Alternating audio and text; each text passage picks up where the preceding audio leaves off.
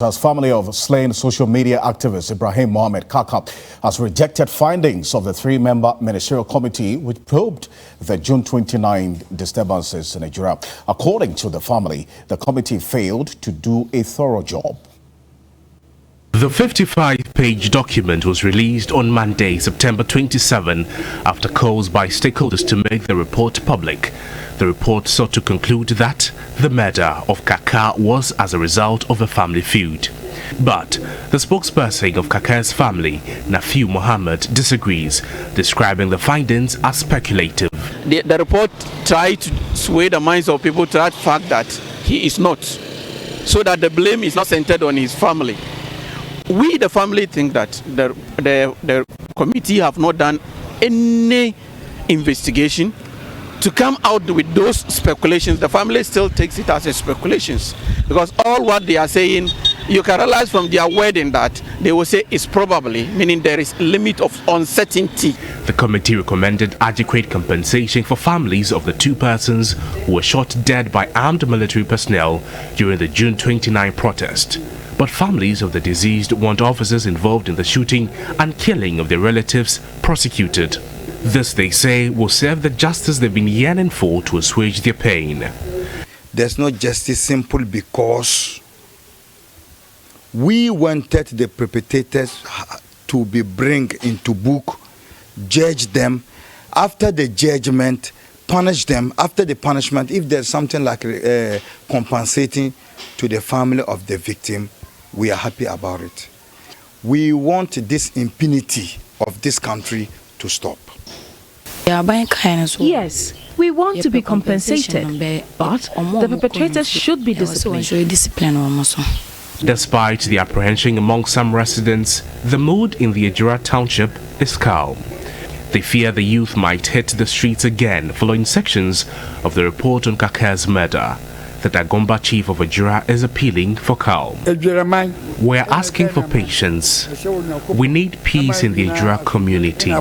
Families of the four who sustained gunshot injuries say they are waiting for the compensation package before commenting on the report. Well, let's stay further a bit on this. And I've been joined on the telephone by the Dean of the Ghana Armed Forces Command and Staff College. But most importantly, he was a member of the three-member ministerial committee that was established by the Interior Minister to probe into this Ejura killings, the report which has been made public. Dr. Vladimir Chidanso, I thank you very much for your time this evening, sir. Hello, Dr. Vladimir Chidanso, can you hear me? Hello, yes. I thank you very much for your time this evening. I'm sure you've been reading. Thank you for having me. Yes. As a member of the committee, what's your reaction to the divergent views that have been expressed after the release of the report, and then also some of the recommendations that you have made? Well, the question is not clear. My views about views expressed. How would I know which views have been expressed? The specific reactions, for instance, to some of the recommendations you've made for police to be given body cameras, also that the military should review the actions of the Lieutenant Colonel that led the group in Ejura?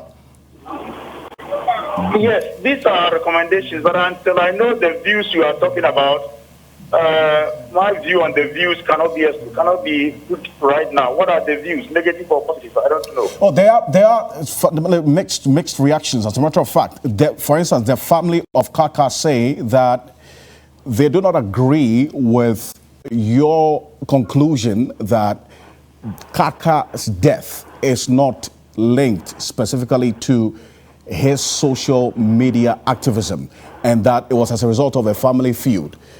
The question is that because you didn't go views one after the other, I've heard about those Kaka's thing. Of course, it's rather unfortunate that ab initio, Kaka's family or some members of the Kaka's family had been made to believe that we were coming to find out who killed Kaka. That's not part of our remit. And we told them at the committee that if they have any information, they should give it to the CID. In criminal cases, no committees are set up. this is a criminal case and the CID will deal with it. And I don't think the media also has handled this properly. They're making the Kaka family believe that we have some magic wand to find out within the period that we have who killed Kaka. It's not part of our work. So if they are saying they are not accepting it and the media is giving a hype on it, I am surprised. They must be told what our work remit was and whether we work according to the remit given us by the authority that established us. So we didn't go to find who killed Kaka, but what Kaka's death engendered. Now, there were reports, they came to us, and from their own family, people told us how he died and whatnot. So that was our reference point. And we are saying, from all that we've had, it may be plausible, the more plausible about the evidence we have before us. Remember, we say evidence before us shows that it must be a family feud. And we put it there clearly. And we said the rest belongs to the CID. So who is expecting us to have conclusion with Kaka's death? For heaven's sake, let the media have it right and educate the public about that. All the other recommendations emanated from our findings. We can't go beyond our findings. We can't go beyond our findings. So if anybody thought we're going to bring anything beyond our findings, he's also wrong. So let's put that straight. Anything you have against us will be anything that we have found, but we did not conclude on that. So it is findings and conclusions and recommendations. They must have that logic. And anybody who goes through the report and does not find this kind of logic, then can take us on. In any case, we don't owe a duty to anybody, but to the people who sent us. What they do with it, it's not our problem again. People are asking me when and how it was the recommendations are going to be implemented. It's not a moot question, a ridiculous question, because we've done our work. It depends on the government to do the implementation. We don't have any compelling constitutional right to ask government to do A or B or C at this time or at that time. That's all I can say about what we have. Okay.